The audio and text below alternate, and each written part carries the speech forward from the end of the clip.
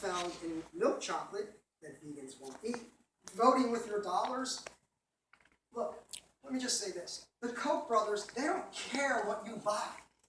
They don't care. You can buy cows, you can buy vegans, it doesn't matter. They just want you to buy crap. My argument here is that's a structural problem. Here's an example. There was poisoning of water in Detroit. Here's a solution to that. Just have the people in Detroit go out and buy bottled water. They'll be fine. That's not the solution I want to advocate. Buying bottled water is supporting the same structures that brought the poisoning in Detroit in the first place.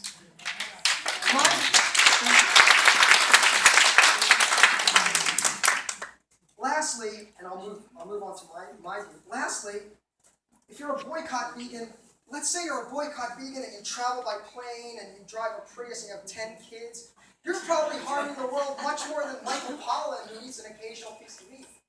So my point is, boycott vegans, a highly consumer capitalist boycott vegan might be damaging more sentient beings than someone who has no car, doesn't drive, never flies, stays at home. So my point is, as vegans, we need to open our eyes, and we need to see the structures that are causing the oppression and commodification of animals. It's not a simple capital, I put my money down, I save the world.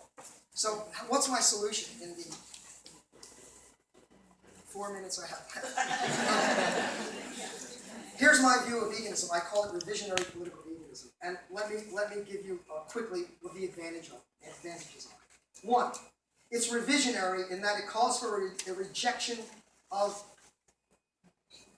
the conventional concept of veganism as an individual lifestyle choice. Political veganism reappropriates the term vegan to include a moral and political commitment to active resistance against institutional and systemic violence. Political veganism finds solutions to structural violence and oppression in a rejection of the structures themselves. For example, I'll skip that. Political veganism, in fact, all veganisms can only be aspirational. The belief that abstaining from animal products allows one to avoid complicity in harming other animals ignores the complex dynamics involved in the production of consumer goods of all kinds. Living today, even for vegans, involves participating in the deaths of sentient individuals. Vegan diets have welfare footprints or hoofprints in the form of widespread indirect harm to animals. Harms often overlooked or obscured by advocates of other kinds of veganism. Though vegans have attended to the tragedy that farmed animals experience, few pay attention to the harms that other animals suffer in the production of vegan foodstuffs. For example, field animals are harmed in the raising and harvesting of crops. So if I go to the supermarket and I buy a carrot, odds are, if it's an industrial carrot, that some field mouse died. Right? Now, I could say, well, I'm going to eat air, right? That's not the option. How many of you, if you have a cat, you know you have this problem. Do you let your cat out? It's going to kill birds. That's on your soul. Right? So the point is, we all have dirty hands. None of us is pure. Once we accept that fact, then we can do the best we can to aspire to be the best we can to reduce destruction, commodification, and all these kinds of things that are brought about by consumer capitalism. So we all aspire to be better. Okay? Now you can't do this. You go, I'm aspiring to be vegan. Give me a Big Mac. You can't. Philosophers call that bad faith. That's inauthentic. You have to act in good faith to bring about the world that you want, a vegan world, which I'm all in favor of. All aspects of consumer capitalism and consumption involve harming others, human and not. So political veganism commits us to striving for a moral goal. It's something that you work at. It's not something that you are. I don't say that I am. I'm working at making the world better, right? And through veganism. So let me end with something here. I have more to say in the question and answer period this afternoon. I'll answer questions. But here's something I find. When I wrote this out, I thought, here's a weird consequence of my view. My view, veganism is not so much about your behavior. It's an intentional, it's a thing in your head. and that thing in your head is manifest by your behavior. So let me give you some weird consequences. If taken seriously, political veganism has some interesting, if not counterintuitive, consequences. For example, on the one hand, someone who lives in the global north with disposable income eats an exclusively plant-based diet solely for reasons of personal health is not a vegan, not a political vegan. Because it's not about your personal health. That's good. It's a nice byproduct. It's really about the billions of suffering sentient beings. That's what being a vegan is about, right?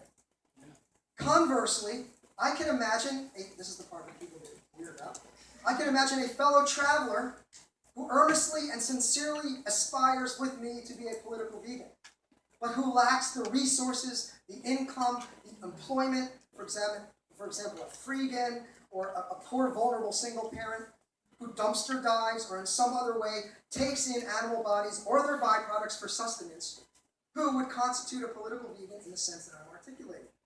Rather than seeing those seemingly odd consequences as a deficiency, I think they act to highlight one of the virtues, and that it's very inclusive. So here's the thing, here's the problem I have.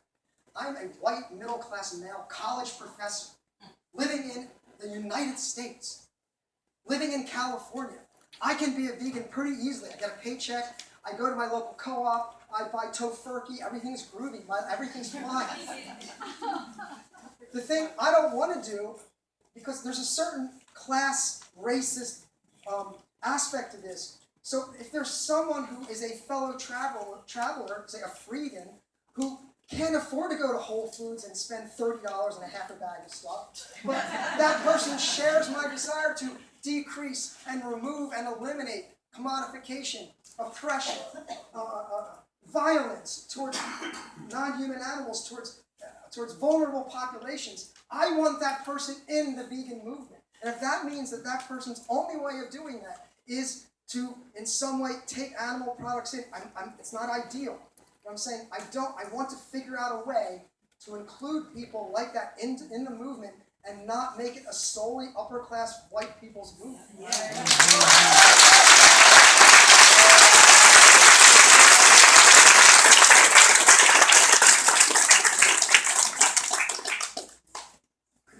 Anyway, in conclusion, I have argued that those of us living in affluent consumer culture under late capitalism are obligated to vegan practice. And I ultimately argue that vegans are obliged to actively engage with and resist those power structures that are built on speciesism, violence, oppression, exploitation, domination, objectification, and commodification of all sentient beings, human and non-human, and their habitats and environment. I see political veganism not merely as a theoretical construct, but as a call to action and engagement by those of us in the global north to retreat from our destructive consumer capitalist ontologies and use our privilege to reduce and ultimately eliminate suffering while forging moral and just relations of care, compassion, and respect. Thank you.